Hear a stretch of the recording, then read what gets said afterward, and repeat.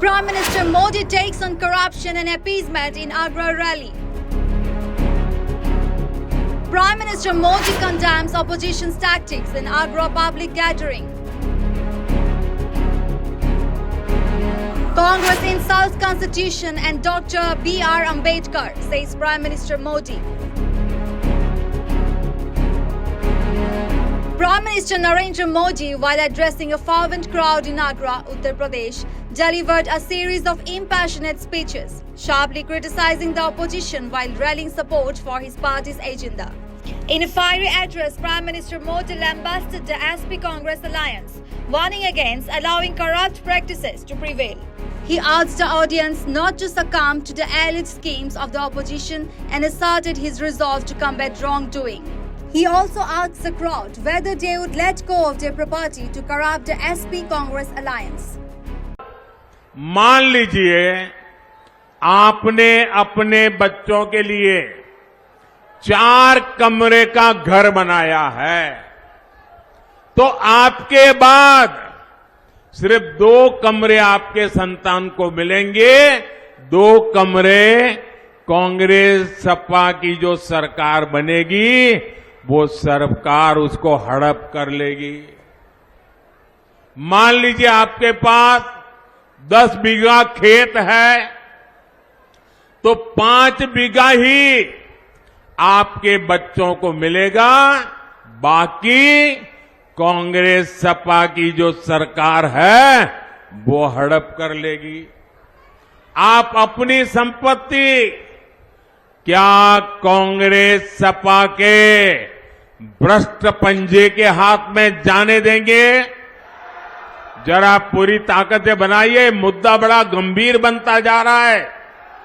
जाने देंगे? आपको गुस्सा आ रहा है कि नहीं आ रहा है?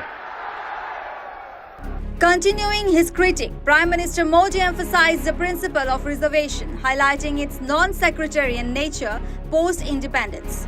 He accused the Congress of disrespecting Dr. B.R. Ambedkar, the architect of the Indian Constitution, and undermining social justice, drawing sharp contrast between his government's stance and that of the opposition. आजादी के बाद से ही ये स्पष्ट हो गया है कि भारत में धर्म के आधार पर कभी भी आरक्षण नहीं दिया जाएगा। ये संविधान सभा में चर्चा करने के बाद तय हुआ है। संविधान सभा में जो चर्चा हुई थी, जिसको बाबा साहब आम्बेडकर ने लिखा था, बाबा साहब आम्बेडकर की इच्छा थी, यही संविधान की मूल भावना है, यही सामाजिक न्याय है कि भारत में धर्म के आधार पर भारत का संविधान आरक्षण की सहमति नहीं देता है। लेकिन कांग्रेस एक ऐसी पार्टी है जो आए दिन बाबा साहब का अपमान करती है, संविधान का अपमान करती है और सामाजिक न्याय की तो धज्जियां उड़ा देती है, लीरे लीरे उड़ा देती है।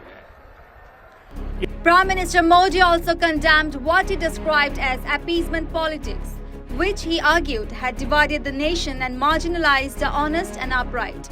Promising to end such practices, he pledged to lead the nation towards satisfaction and unity. साथियों, मोदी हमारे देश में हमने तुष्टीकरण की राजनीति बहुत देखी है। तुष्टीकरण की राजनीति ने के देश को टुकड़े टुकड़ों में बांट के रख दिया है।